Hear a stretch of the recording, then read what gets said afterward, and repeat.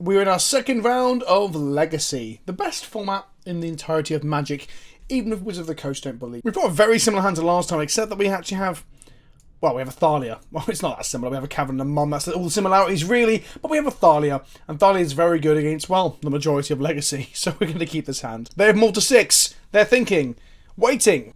Yes, they've Scalding Tarn from our opponent. We lead Cavern on human. Play a Mum. If we had to leave Mother of Runes untapped, play Thalia, we could be in a very demanding position, as long as this isn't Miracles, because then Terminus could just wipe up all of our mess like a bit of wet TP on a dirty bunghole. Tarn and Mesa, to me, says this is Miracles with some sort of slow non-cantrip draw. We're pretty good at drawing this one-off Cavern, so we play an uncounterable Thalia. Seems decent. Seems decent. They could also be Show and Tell, by the way. That is a thing that our current hand isn't great against. Wisps can flicker out an Omniscience, for example, if they play it, so we get a turn to muck about with more Wisps. So maybe we are well positioned against a Show and Tell next turn.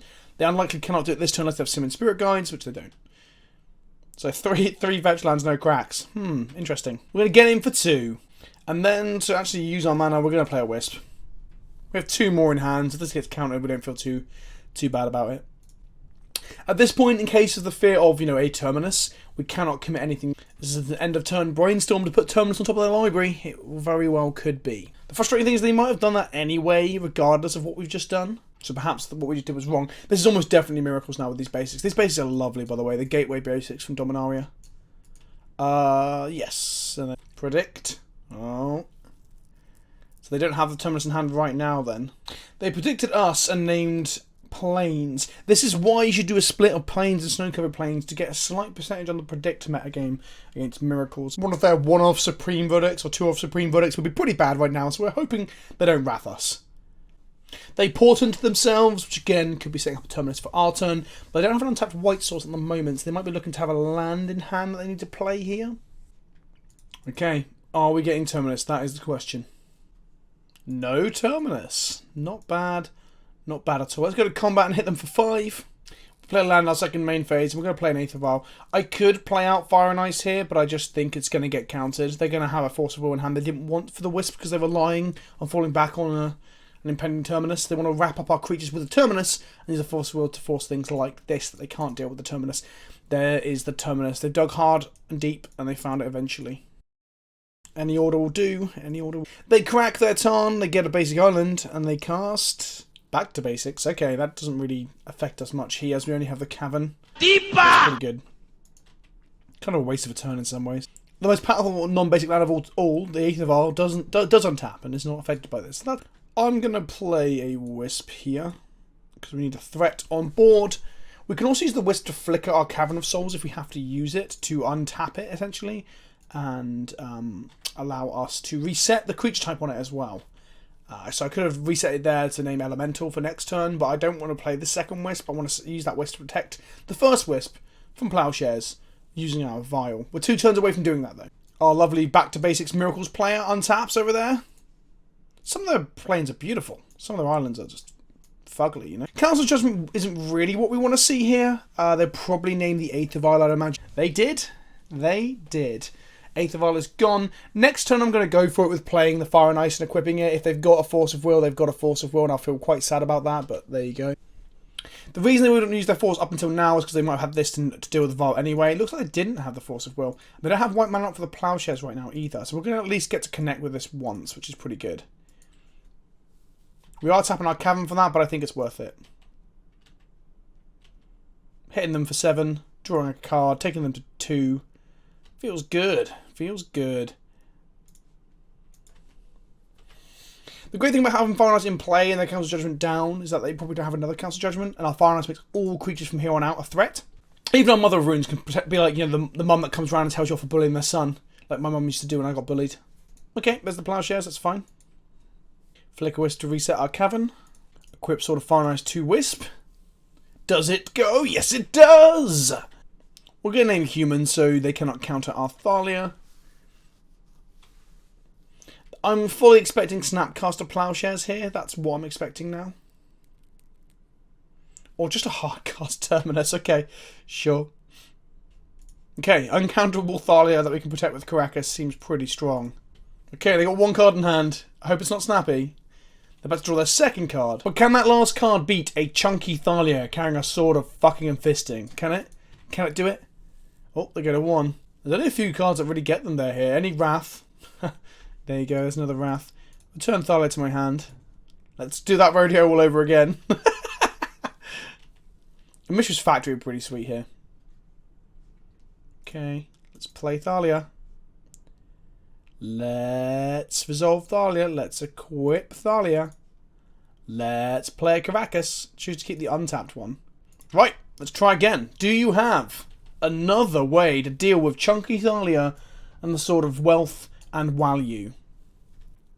Plowshares, Snapcaster, Supreme Verdict, Terminus are all answers right now.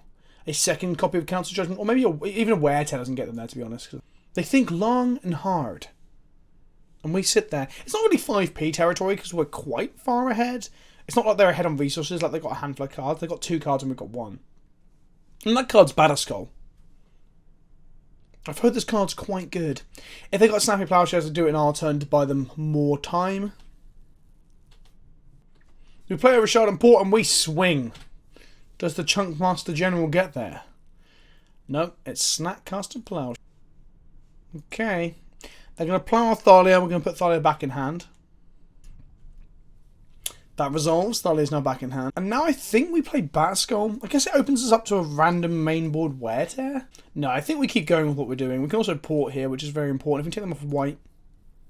Okay, thick Thalia with a sort of fucking and stomping. Can she do it? Float a white mana. Are they going to use it or are they just gesturing? Oh, they're just gesturing. False posturing. We got there. Miracles on 1 life concedes with thick Thalia and a sort of fuck you.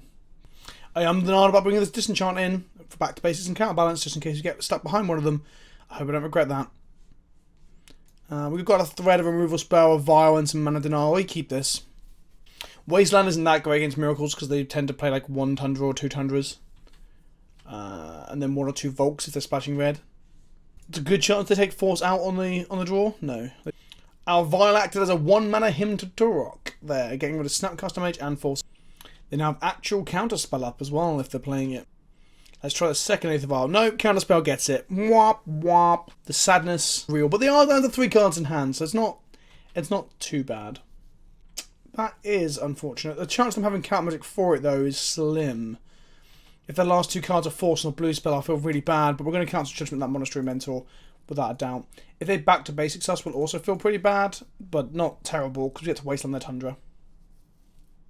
Okay, that worked. That resolved. Good. Miracles lists seem to vary wildly between playing like 1 of these and 4 of these, and 1 of these and 3 of these. So we're not even sure if that's our last Monastery Mentor we're going to see, because some people still play the singular copy of like Entreat the Angels and things like that as well. They might have Gideons in the sideboard that they might see as harder for us to deal with, although we do have a Revoker. Cataclysm, eh? Not a bad magic card. Not a bad magic card. When I cast the threat, they're going to brainstorm in response.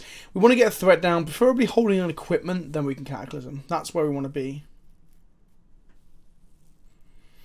The amount of cantrips that these decks play, which is anywhere between 8 and 12, we don't really want to play a Cataclysm out early because they will just cantrip their way back into the game, where we will struggle to naturally draw back into the game. The great thing about Cataclysm is it does kill Jace, so if they resolve a Jace and we're struggling to deal with it, we can just cast Cataclysm. They choose permanents from among the types it says on the card, and they sacrifice the rest. One of the best lines is when you get to Cataclysm, they keep it on basic, then you play the Wasteland in your hand and Wasteland them. I doubt they would do that against our deck, but it's always a possibility. We're going to port them off white. It takes them off Mentor. It takes them off a Gideon if they hit a second white. It takes them off Entreat, Terminus, all sorts of nonsense that they could play this turn. That's Jace. Okay. What if they bounce here to protect Jace? No, they're going to look at the top card of their own library. I guess we're going to Cataclysm then. I mean, it doesn't feel great, but it's probably correct while they're tapped out. Okay. We've got 3 lands in hand. Incoming Cataclysm. If they keep it on basic, we are laughing. So we're going to keep this, and we're going to keep this. Please keep the Tundra. Please keep the Tundra. Damn. They saw through our plan. Okay, so they kept the island, which is the correct thing to do because they can cast a lot of cantrips now. But let's see if we can kill them before they get back into the game. They portent targeting us. And they put a card on top of our libraries. They're happy for whatever we're about to draw to be drawn. I mean, they should probably portent themselves out to smooth out their draws unless the other card in their hand is a land. They need to hit land drops to get back in this game. The other card was a land. Okay, I'll let them off this time. Or the one card left in their hand is Spell Snare. That'd be pretty dramatic. We're just going to port them here. We'll cast Stoneforge next turn. If they crack this fetch, I might just port them, double port them next turn. Depends if they play any cantrips this turn or not. Crack the Tarn, find an island. A beautiful island. Play a second land. One card in hand. Is it a cantrip? It is a cantrip. I mean, they do pay 4 Brainstorm, 4 Ponder, probably 4 Preordain, sometimes a few less if they're crazy, and some number of accumulated knowledge. They play a lot of cards that just draw cards, essentially. So sometimes with Miracles, much like you can get with Show and Tell, you just have a lot of gas, or not even gas, hot air between all the cracks. Like one of those farts you do where it runs up your crack and into your back when your jeans are tight, you know? Resolving Cataclysms is just a really sexual moment. It just makes me hot under the collar, you know? We're going to hide our Wasteland to the last possible moment because we want to get them with... We attack for 3, take them to 7, and now we have the decision whether we play the Stoneforge Mystic and port, or whether we double port. If we don't double port, they could play a third land and play a Mentor, for example, or a Clique to get the Stoneforge. If we port them, they can't do it. Porting them would also force them to crack this fetch and find a land, and you never know, they might go get a Tundra. I think right now we just keep porting them because we have so much pressure on them. We have a 3-turn clock, and they really aren't doing much. They have flirted blue mana, so we're going to pass the draw step here. So they can't use it unless they use it or lose it, as they say. And then in draw step, we're going to port them again. And got ya. They float it again. And then do they use it for a Brainstorm? They crack their fetch. They're probably going to tap now for some mana, and they're going to play like Accumulated Knowledge, I guess. Oh. Oh, do we do it? Do we do it? Because we can play another land, and we can play a Stoneforge to follow up with if they have the Plowshares for our Flicker Wisp here. We're going to go to combat and attack. If they don't Plowshares the Flicker Wisp here, then they don't. Oh, they scooped. They scooped before the second Cataclysm. That is an injustice. That is not even remotely fair. Oh, I love Legacy.